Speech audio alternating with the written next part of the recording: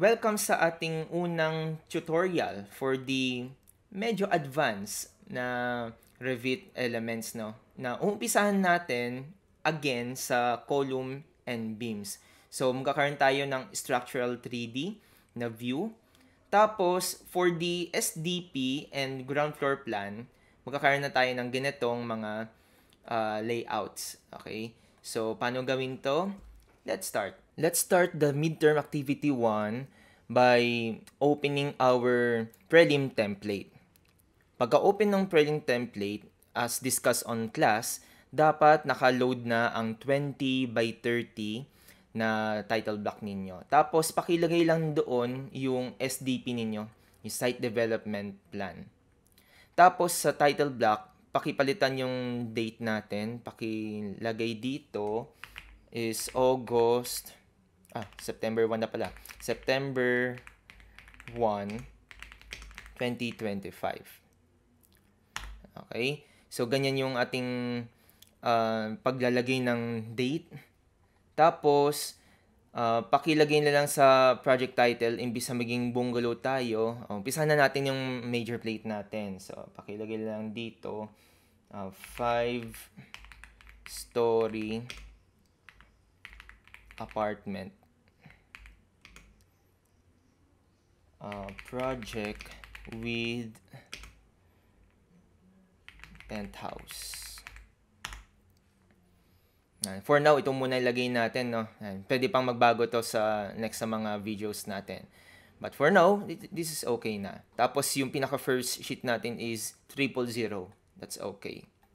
Now, double check natin kung ang ating template is nakaayos na. So, as per my announcement, dapat na nakaayos na yung mga dimension styles natin. So, meaning, ganito yung itsura ng ating mga ticks. Maikli na, tas makapal. Tapos, yung mga text natin, yung mga numbers, letters, other characters, dapat lahat yan ay naka-Arial narrow or Arial with fill factor of 0.85. Tapos yung mga grid bubbles, dapat lahat yan ay naka 5 mm radius.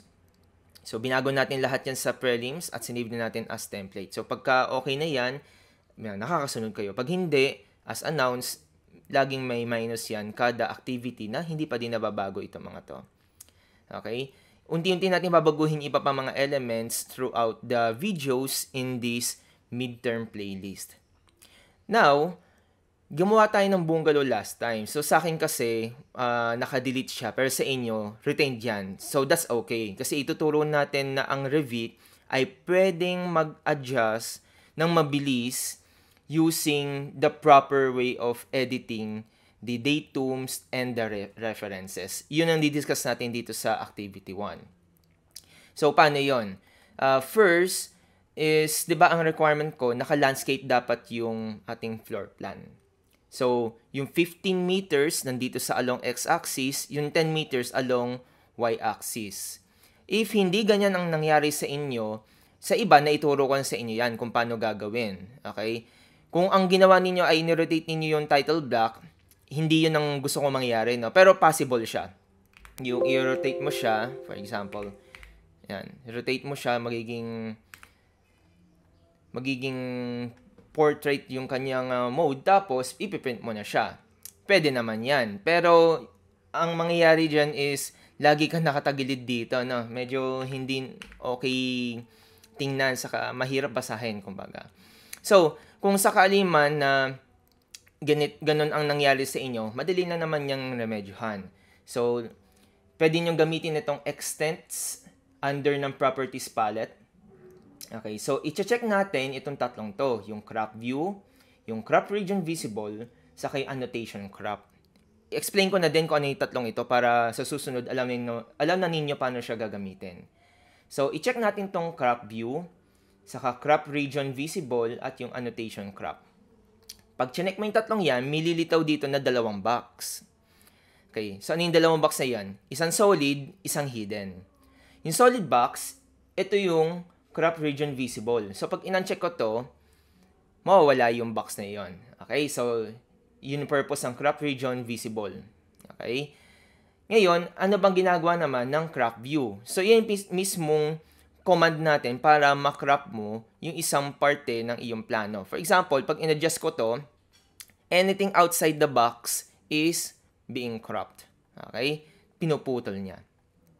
So, yun ang ginagawa ng crop view. Balik ko lang dito. Ngayon, for example, ilagay ko yung crop view dito. Okay? So, walang nakakrop kasi ang kinakrop view lang talaga is yung mga elements. Elements na hindi part ng annotation. Ngayon, pag annotation ang gusto mong i-crop, for example, meron tayong dimension dito, tapos maglagay pa ako ng another annotation. For example lang, wag nyo gayahin, lalagyan ko lang to ng text. So, lagyan ko lang ng, ayan. Ayan. Gusto ko siyang ma-crop, pero hindi ko gustong putulin yung part na ito. So, dun papasok yung paggamit ng annotation crop. So, ito yung annotation crop. Itong hidden line. So, pag in-adjust ko itong annotation crop, until dito sa may text na ginawa natin, mawawala yung text. Pag in-adjust ko ulit yung annotation crop, hanggang dito sa dimension, mawawala yung dimension. So, that's the purpose of annotation crop. So, from the name itself, yan, annotations lang ang kanyang kinakrop. Pero kung gusto mo makrop, yung mga model lines, mga elements, no, like walls, columns, etc., gagamitin mo itong mismong crop region. Okay? Ngayon, kung gusto mo mag-crop, okay, na-crop mo na siyang ganyan. Tapos, ayaw mo makita itong box na ito kasi medyo pangit tingnan. So, pwede mong i-turn off lang yung crop region visible, but naka-crop pa din siya. Okay? So, that's the purpose of turning on and off of this crop view up to annotation crop. Buksan lang natin sila kasi magagamit natin yan. Okay, so ano naman yung sinasabi ko kanina na pwede mong gamitin yung crop region para i-rotate ito. Suppose na meron tayong north orientation dito, yung pala laging nawawala, no? Ayan, insert lang natin. Annotate, ayan. Annotate tapos symbol, lagay ko lang yung north arrow dito. Pero later on, i-adjust natin yung itsura nito north arrow, no? Ayan, gagawa kayo ng sarili yung itsura. Okay, suppose na this is the north arrow. Gusto ko yung north arrow na yan ay mapunta o humarap siya dito sa kanan. Tapos, pati yung buong plano ko, susunod. So, paano natin gagamitin yung crop region? So, kiklik natin yung crop region, tapos, RO for rotate. Okay. I-click ko muna ito, hayaan ko muna siya mag-snap dito sa east side na, pakanan. Yan. So, click ko lang yan. Tapos, ang direction natin ay gusto nating mapunta sa kanan yung north orientation, di ba? So, opposite dapat. Ang ikot natin ay pataas. Okay, try na natin yon. So, pataas or pwede niyo i-type or 90 or i-snap lang niyo pataas na para maging 90 siya. So, nangyari. Ayan. So, humarap na siya dito sa kanan. So, opposite direction ng rotation para ma-achieve mo yung certain point, no? Saan dapat naka-point yung iyong orientation. Okay? For example, gusto ko naman nakaharap siya dito naman sa kaliwa. Okay? So, ang gagawin mo naman, syempre, 180. So, rotation again. Click natin dito sa kanan ulit. Tapos, 180. Ayan. So, umikot na siya papunta dito. But let's retain the original orientation, no? So, ganito yung gusto natin. Okay, so yung 15 meters horizontal, 10 meters vertical. Kasi nga, pag natapos natin tong project na ito sa midterms, nasa baba ay yung RROW. Okay, tapos sa next na magiging activity natin, magbibigay ako ng title or ng bearing points, tapos gagawa niyo dito, no? Sakto kasi yung bearing points dito sa ginagawa natin na mga column structures. So, pakisundan na lang yung ganitong orientation, no? Tapos, pwede na kayo maglagay din ng sariling design ninyo ng north orientation. Pero later on, magbibigay din ako ng pinaka-exact design yan. Okay? So, ayos lang iyan. Tapos, paki-retain dito sa 20 by 30 na block. Okay? So, next na gagawin natin is maglalagay na tayo ng ganitong mga columns. Ayusin natin siya. Okay?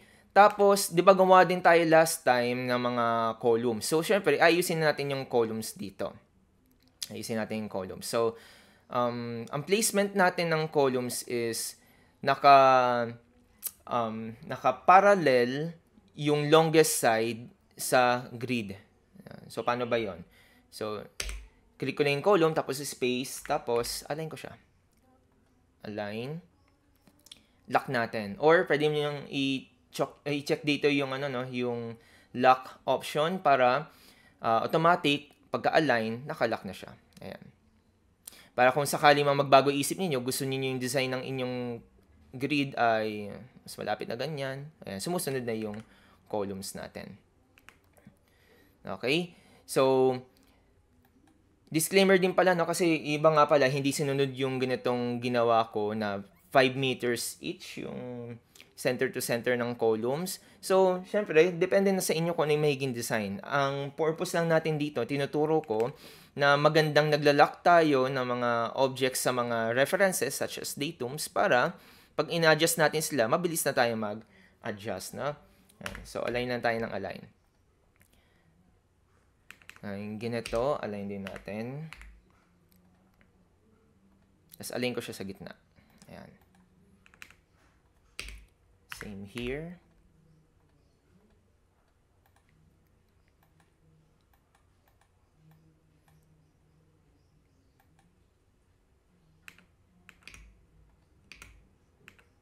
Oops.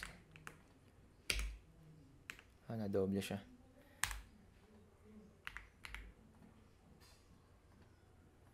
So, napansin nyo, pagka nasa dulo na, yung mga faces ng columns, yun yung nagiging basis ng grids natin. Okay, kasi nasa kanto na siya. Ngayon, pag nasa gitna na yung mga columns, yan, okay lang nakahiga siyang ganyan. Okay, make sure lang na nakalock sila. Okay, tapos itong mga to, delete ko na lang. Delete, tapos, select all, mirror. Ayan, tapos na tayo. Okay. Ito pala nasa gitna. Pwede nating i-copy pala. Ayan. Copy. Copy.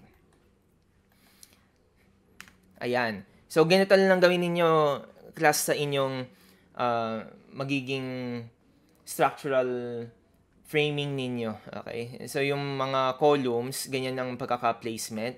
Again, okay lang kung magkakaiba yung mga column to column na sizes, saka distances, no? Yan. Ang akin lang, masunod lang yung ganitong principle. Okay. So, dapat nasa gitna siya, nakalock.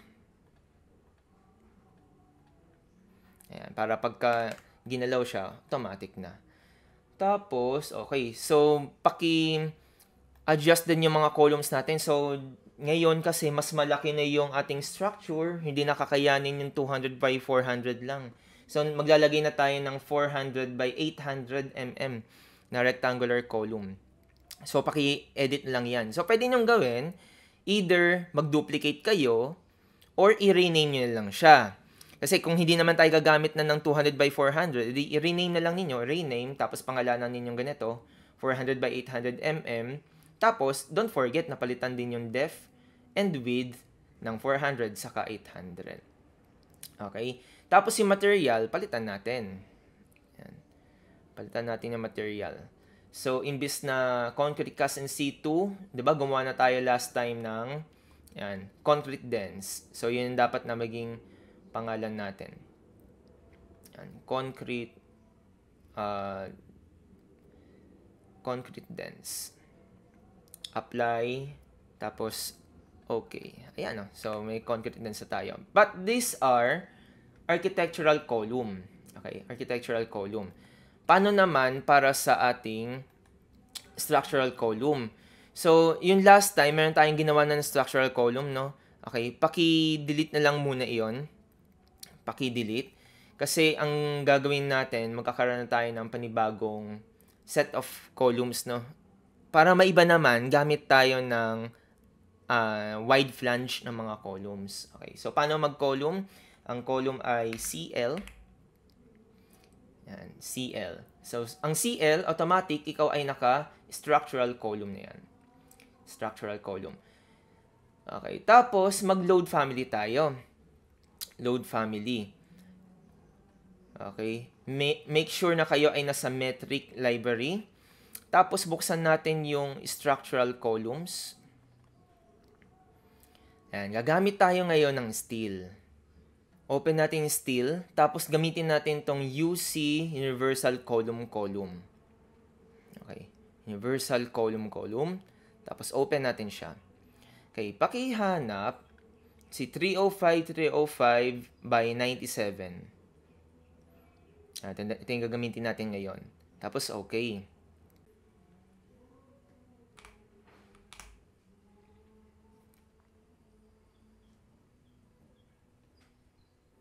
So, bago kayo maglagay ng any column, structural man yan or architectural, make sure na kayo ay naka-check muna sa option bar ninyo. Unahin nyo muna yung depth. Make sure na ang depth ninyo ay nandito sa top of footing. Tapos, ang inyong height ay nandito sa bottom of roof beam. Otherwise, hindi siya lilitaw agad. Okay? So, gamitin natin yung at columns na option. Tapos, select natin to lahat. Ayan. So, automatic na yan, no? Kung ano yung orientation ng inyong architectural column, dun siya na lalagay. Okay? So, finish natin. Ayan. So, dapat may lalagay na siya. So, paano on checking natin kung siya ay nailagay na? Ayan. Dito sa aking 3D, visible na siya. Okay? Visible na siya. How about naman sa floor plan? So, ground floor level, ayun na, visible na din siya. Okay, so meron tayong column na merong wide flange sa loob. Ngayon, kung nakaayos na yung mga columns natin, next natin is beam. Pero bago yon, may gusto muna akong ipakita sa inyo. No? So, syempre, kayo ay meron ng elevation. No? So, palitan na natin yung mga pangalan ng elevations ninyo. So, itong south ay gawin nating front elevation. Okay. Yung north natin, gawin nating rear elevation. Yung west, gawin ko ng left elevation. Tapos, yung right elevation, yun naman yung east. Okay. Now, pagka kayo ay may problem sa paglalagay ng elevation ng prelims, tapos gumawa lang kayo ng panibago, ayan, surely naturuan ko kayo ng paglalagay nito. Pero sa mga hindi pa, pakita ko na din. No? Ayan. Actually, yung ginagawa ko kanina, pwede na din siyang gawin by clicking this arrow ng elevation tag. Ayan. Pag kinlik ko yung arrow ng elevation tag, tapos tininan ko yung identity data dito sa properties palette, makikita ko yung view name niya. Ito yun, no? Front elevation. Tapos pag dinouble click ko to, mapupunta dapat siya, okay, nakapin pala. Mapupunta siya sa ating front elevation. Ayan yun. So, ito na yung aking front elevation. So, adjust ko lang to. Tapos click ko lang. Oops. SA, unpin. Ayan. Tapos, adjust. Ayan. So, dito kasi meron tayong gagawing adjustment na. Ayan, ito yung gagawin nating adjustment. So, paano? Okay. So, meron tayong magiging additional floors. No? So, since ito ay 5-story, i-adjust natin ito. So, paano natin gagawin yon? So, habang naka-open tayo dito sa front elevation natin, paki-double check lang yung inyong mga spaces, no? Kung walang kayo butal, kasi yung iba, diba, nagkakaroon ng butal kasi ginagawa ninyo, ina-adjust ninyo siya manually by dragging, no? Itong mga level lines. So, hindi dapat ganon. So, ang proper na pag-aayos ng mga level lines is one click lang, tapos i-adjust mo siya. Sabay-sabay naman na yan, mag-adjust. Yan. Pag horizontal. Pag vertical lang adjustment naman, i-adjust mo siya using either this, yan, papalitan mo yung kanyang elevation, or gagamit ka ng move command. So, yung gagamitin natin, mag-move command tayo. So, isa sa likod ng dalawa, roof apex, saka bottom roof beam, MV, tapos iaangat ko siya ng, yan, mga ilan kaya, equal tayo. Equal, kasi ngayon ay nasa 6,000 siya, no? Kasi ang iangat natin ay 4 times 3,600. So, try natin yun. 4, tapos shift 8, kasi multiplication, no? Times 3,600. Enter. So, ganyan magiging taas niya. Ayan, 20,400. Okay? So, mangyayari ngayon, madadagdagan tayo ng mga levels pa. So, para magdagdag ng levels, ang command ay LL. LL. Tapos, check natin to yung create plan view. Para yung mga next nating gagawin, ay madadagdagan tayo ng mga plan views dito sa project browser. Pag naka-uncheck yan, kada gawa mo ng level line, walang magagawang plan view. Para malalaman kung may plan view yung isa or wala. Pagka may blue, meron siyang link na plan. Pag naka-black lang, wala siyang plan view. So, pag hinanap mo dito, for example, ceiling line, wala kang makikita dito na name na ceiling line. Pero pag hinanap mo yung ground floor level, makikita mo dyan, may ground floor level. NGL, may NGL dito. So on and so forth. Balikan natin. So, naka-LL tayo, di ba? Tapos, magpi-pick line tayo. Pick line. Tapos, check natin yung lock para kada gawa natin nagla-lock siya. Mag-offset tayo ngayon ng 3,600. 3,600, enter. Itatapat natin sa ground floor level. Tapos, make sure na yung hidden line ay nasa taas. Wala sa baba. Pag sa baba, yung hidden line, ibig sabihin, dun mo siya magagawa. So, kailangan natin ng panibagong floor level sa taas. So, again, itapat sa ground floor level, pataas, click. Ayan. Tapos, itapat natin doon sa nagawang bagong level. Ito, level 10 sa akin ang pangalan. Ano? Ayan. Tapat ko dyan, tapos pataas ulit. Ayan.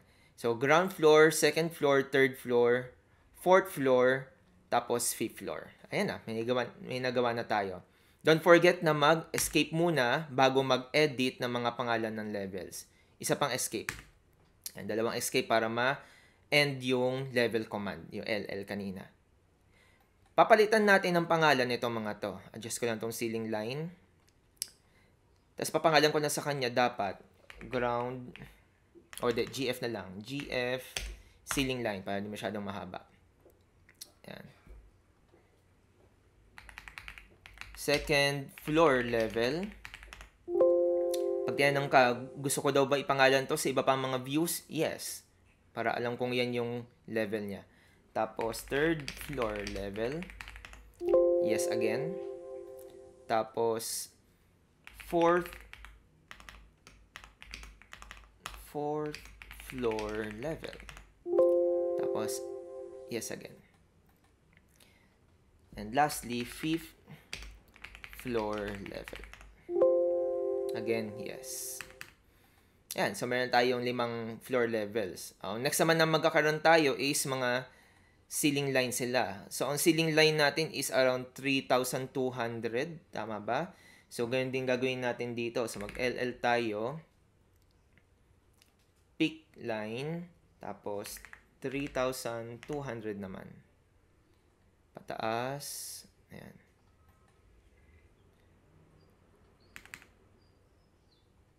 Tapos, lagyan natin 5F ceiling line. Yes. Tapos, ito naman, 4F ceiling line. Iba nga ginagawa, CLG lang eh. Tapos line.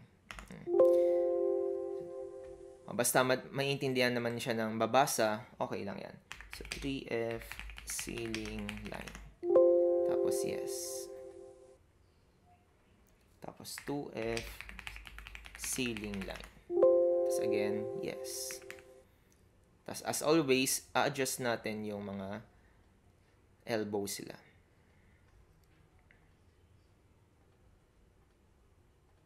Adjust elbows.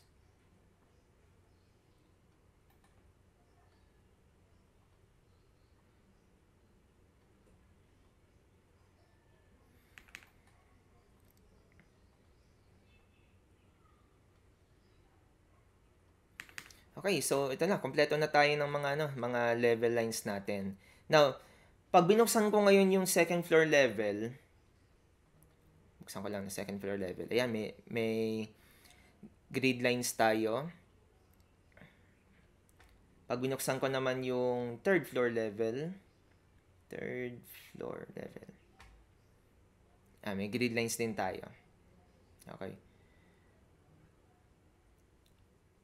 Paano naman kung tayo ay nandito sa fourth floor level? Ayan. So, nawala yung grid line. So, why is that? So, balikan natin yung front elevation. Okay.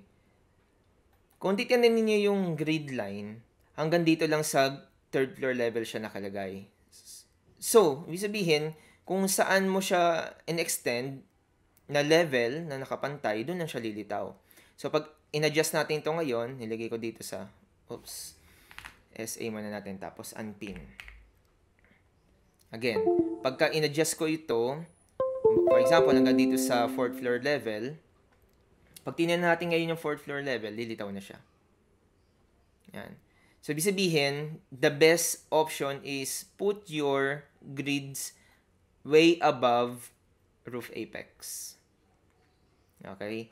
Tapos, ABCD lang yan. How about sa may 1, 2, 3? So, tingnan natin sa left elevation. Yan. So, yung left elevation natin, so, SA, unpin muna. Yan. Adjust na din natin dyan para lumitaw siya ng buo. O, ngayon, yung tinitingnan natin kanina na 4th floor level, kanina wala to, ngayon meron na siya. Okay? So, okay. So, that's the, that's the point of having a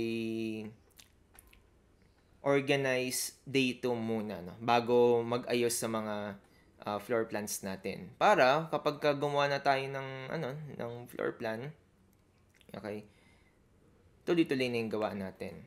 Okay. So, pakiayos lang ulit yung mga, yung mga elbows nito, tulad ng ginawa natin kanina, tapos i-propagate extensa lang ninyo para madali lang siyang ayusin. Okay? Now, kung may mga roofs na kayo na nakalagay, itong mga columns na ito dapat naka-attach dun na sa roof, no? So, kung babalikan natin yung SDP,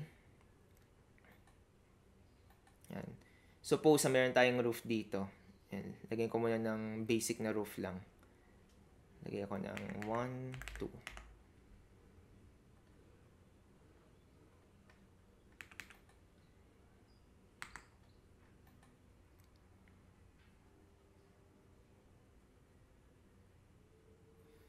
Okay, so kung lahat ito ay may slope, check natin. Tapos lagay natin yung base level niya dito sa bottom of roof beam. Okay. Bottom of roof beam. Check natin yung front elevation niya. Ayan. So, nakapatong siya ngayon sa bottom roof beam. Pero, ang totoo, this is the bottom, no? So, dapat nasa top of roof beam pala. Ayan. Kung maglalagay tayo ng beam ngayon, mag-LL tayo. So, ilan yung magiging lalim ng beam natin? Let's suppose na ang lalim ng beam natin is 400. Kasi ito, 400 yung distance niya. So, maglalagay tayo ng panibagong level na ang distance niya is 400. Ayan. So, papangalan natin ngayon dito, top of roof beam. Teka, mali yung nailagay ko. Roof beam. Ayan. Ulit. Top of roof beam. Tapos, ayusin lang natin ulit yung elbows niya.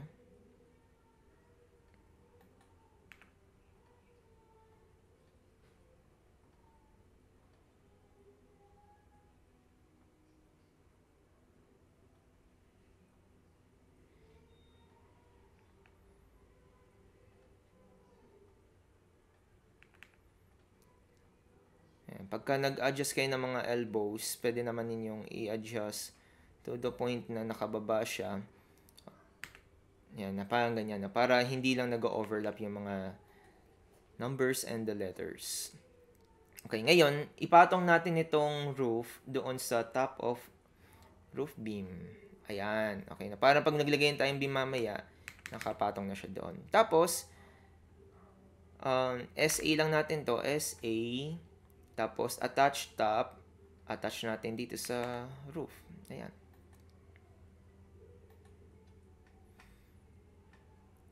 So, kumalik na siya. So, pag nag-3D tayo again, yun na itsura niya. Tapos, itong mga wide flange natin, SA, ayan, attach na din natin siya doon. Attach here.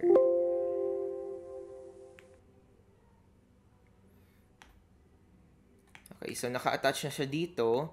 Tapos, may footing tayo sa last time. O sa akin walang footing. Pero sa inyo, dapat may naka-attach din ng footing dito sa ilalim. So, pakiayos lang iyon. Okay? So,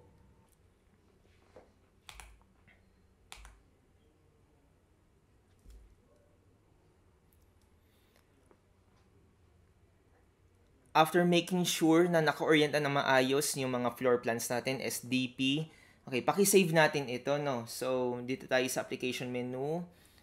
Tapos, save as project. Save as project. Okay. So, i-save natin siya dito sa midterm. Midterm, tapos activity. Pakilagay dito ay act1 underscore mid underscore section underscore surname underscore first name. Okay, tapos yung mga susunod na mga activity ninyo, papalitan niyo lang ito ng Act 2. Pag sinabi ko na ito ay part ng Act 2. Okay, pakibasa na lang lagi yung description ng video para guided kayo. Okay, so options, make it 3 para 3 yung backups natin. Tapos save. Okay, so tulad ng ginawa natin ng prelims, gagawa din tayo ng beams. So para makagawa ng beam, pwedeng dito sa structure, tapos beam, or BM. Tapos sa BM, okay, gagawa tayo ng beam na 200 by 400 din. So, this is okay na din. Pasok naman siya sa kailangan natin. So, hindi ko nagagamitin yung grids, no, kasi gusto ko may specific tayo na, na paglalagay ng beams dito, no. So, gamitin lang natin tong line. So, click ko lang dito sa, ito mo, mag-start muna ako sa A2. Click ko here, tapos here. Pwede mong gamitin ng shift para siguradong naka-straight siya. Tapos here to here. Ayan, dapat may lalabas na line doon. Extension line. Tapos here. Tapos here. Ayan, hanggang sa mag-close na siya. Tapos lagyan natin dito sa gitna. Escape. Tapos along here, escape, along here, escape, and along here. Ay, meron na pala dito. Sorry. So, escape na natin para matapos yung beam command. So, nag-error kanina, ibig sabihin, okay, hindi daw kita dito sa plan view kasi this is an architectural plan view. Hindi talaga siya makikita dyan. Let's see kung visible siya dito sa structural plans. Structural plans, tapos ground floor level. Ayan, kita siya. Ayan. So, ito yung mga beams na ginawa natin. Okay. SA natin to. SA. Okay. Tapos, make sure na ito ay concrete dense. Ayan. Concrete dense ang kanyang material. Concrete dense. Okay. Tapos, Control C. Ayan. Control C. Anong gagawin natin? Pupunta tayo sa front elevation naman. Front elevation, ito yun, yung beam natin. Yan. Ika-copy-paste natin siya sa lahat ng mga floor levels na meron dapat na beam. So, paano yon? Gamitin natin itong modify, tapos paste. Ang i-click ninyo itong arrow sa baba. So, expand natin to. Tapos, dapat align to selected levels. Align to selected levels. Ayan, meron tayong tooltip, paano siya gagamitin. So, align nga natin. Okay, paki-select yung mga isa-select ko.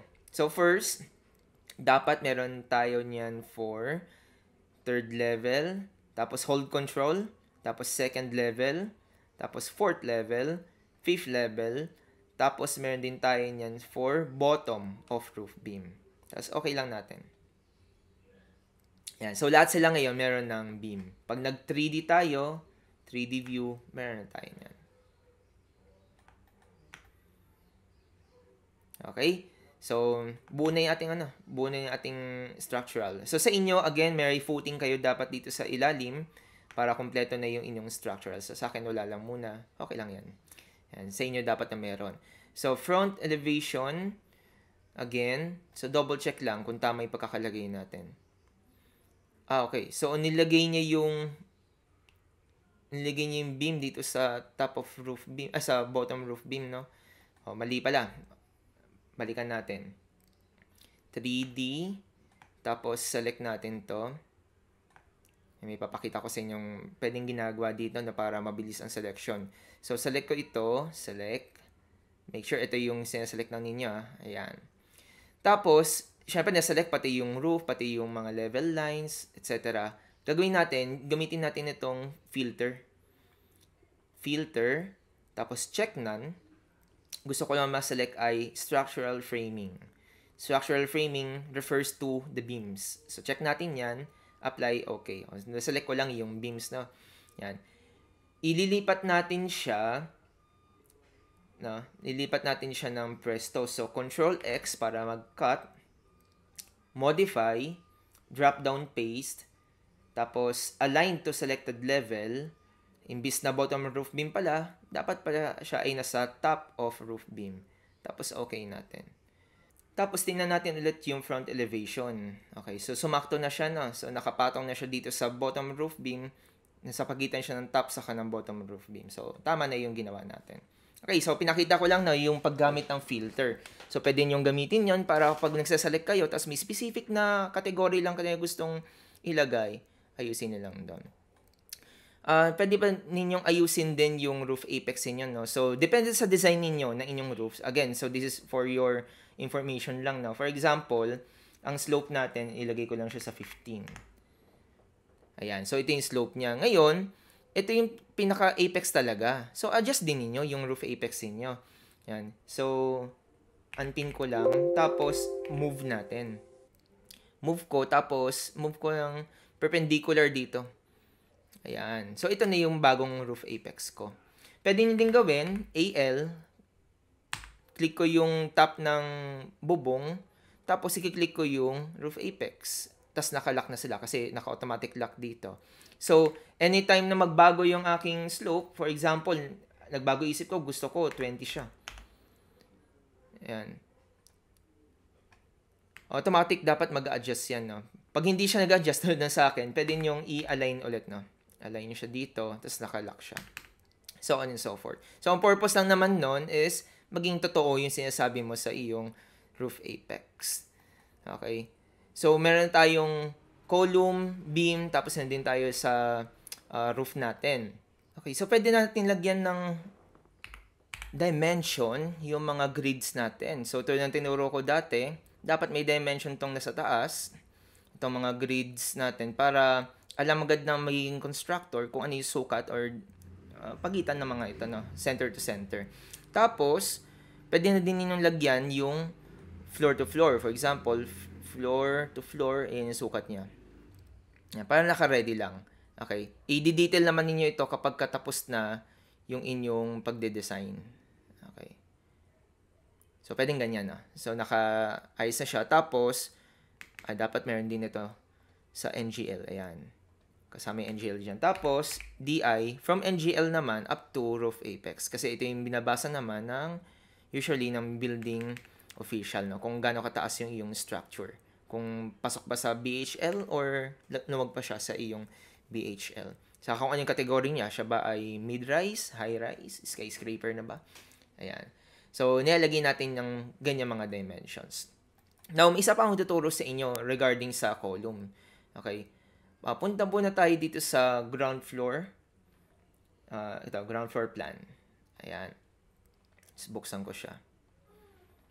Palitan ko na din yung ano pala nito. Gawin ko na siyang 20 by 30. Ayan.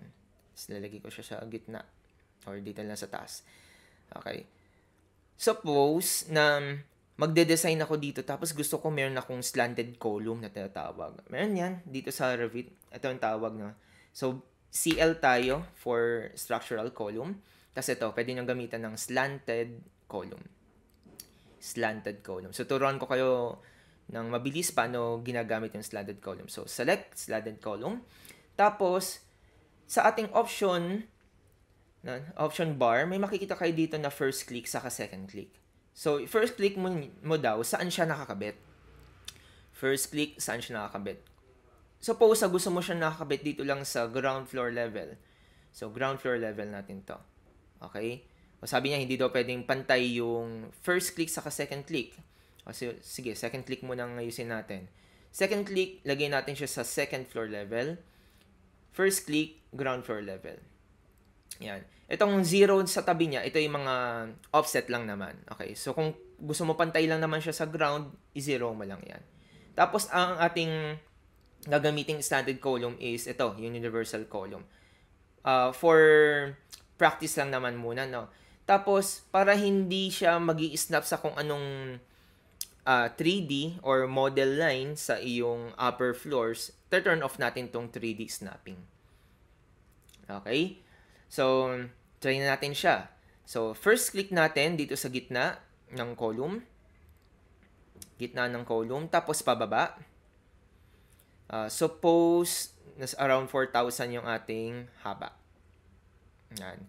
So, ito ay haba on the x-axis. Pero yung kanyang pagiging diagonal, depende kung nasaan yung second level mo. So, click natin dyan. Ito na ngayon yung slanted column mo. Pag nag-3D tayo, ito yung itsura niya. Ayan na yung slanted column mo. Okay?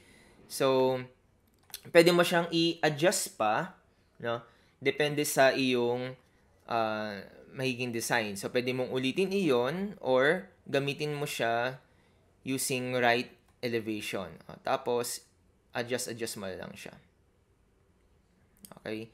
Pero, oppose using that, no? Kasi minsan unruly gamitin ang standard column. So, maganda, gamitin mo lang siya kapag ino-open mo ang iyong floor plan. Dito mo siya gagamitin. Tapos, kapag nakuha mo na yung certain sukat, okay, I suggest na imbis na gumawa ka ng panibagong column na ganoon, i-copy-paste mo na lang siya. So, CO, para pare-pareho siya ng sukat. Ayan. Again, 3D. Ayan, para pare-pareho siya ng itsura. Ayan, pwedeng ganyan, no? So, depende sa magiging design ninyo, pwede kayo maglagay dito, or sa gilid, or sa palibot. Ayan. Freedom kayo ng design, no? So, i-apply lang ninyo. Kung may wall kayo dito sa baba, may mga windows kayo, adjust lang ninyo, no? Adjust lang ninyo yung design. Tapos, isipan na din ninyo kung ano magiging itsura ng inyong apartment kapag natapos ito, no? Yan. Kung may mga deformed walls kayo, adjust lang ninyo yung mga columns and beams natin. Now, para maiwasan natin yung madaming mga elements na nakabukas sa 3D view, pwede tayong gumawa ng panibago. So, dito sa project browser, expand natin yung 3D view, tapos itong 3D. Right-click natin siya. Right-click, tapos duplicate view. Duplicate lang. Okay, so yung copy na ito, paki-rename ito na structural 3D. Structural 3D. So, anong mangyayari dito? Lahat ng ipapakita niyang 3D ay may kaugnayan lamang sa structural. So, sundan niyo ako. So, type ninyo VV. Yan. VV means visibility or graphics override. Okay, so dito natin pwedeng i-tweak kung ano yung makikita natin sa specific view, saka yung hindi natin makikita. Sa property lines, 'di ba? Ginamit na natin ito. But for here, gagamitin natin to para i-hide lahat ng mga elements na walang kailangan sa structural, no? So, select all, tapos uncheck, tapos apply. Ayan, so mawawala lahat na. Yan. Ang gusto ko lang kasi makita ay ang mga sumusunod. Lahat ng structural. So, check mo lang lahat nito, structural. Check natin lahat yan. Okay. Tapos, stairs. Pag gumawa tayo ng stairs sa activity number 8 yata yan. Okay. Tapos, kapag gumawa na din tayo ng pag may roof na kayo, no, dapat kita na din yan. Ayan, okay. So, apply, then okay. So, makikita lang natin dito, puro for structural lang. Ayan. So, yung architectural column, hindi siya kita. Okay. How about naman yung footing? Dapat kita din yung footing na. Ayan. Bakit dito kumonek to? Ayusin ko lang yung ano natin. Ayusin ko lang to. Ay. Select all. Pero ayokong maselect itong slanted. Ayan. Tapos, dapat siya ay naka-top of footing. Ayan. Okay na. Dapat ganyan yan na. Tapos, may footing kayo dito sa ilalim. Ayan. Lagyan na ninyo. Okay. So, paki-save ito kapag tapos na ninyo. Tapos, ito yung makikita ko dapat sa inyo activity 1. Actually, this is activity 1. Yung property lines is lecture checking only. Yan. Lecture checking only. So, this is for your activity 1. So, paki-open lang ninyo yung structural 3D.